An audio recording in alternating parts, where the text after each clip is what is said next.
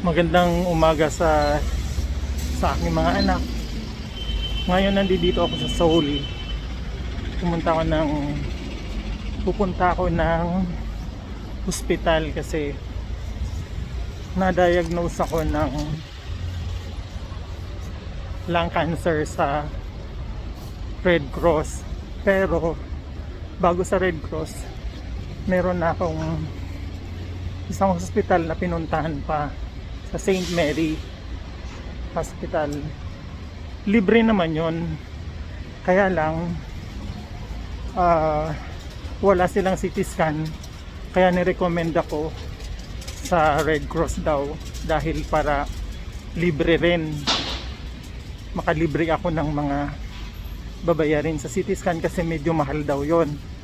Ngayon, after ko na CT scan sa Red Cross dito sa Korea,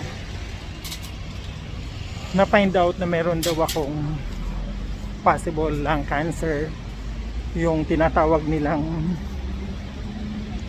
pleural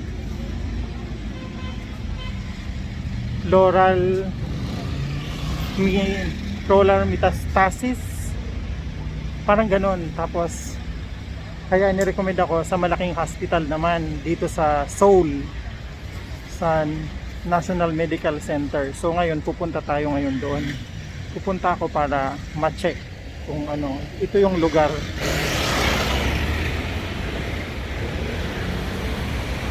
Nandito na ako ngayon.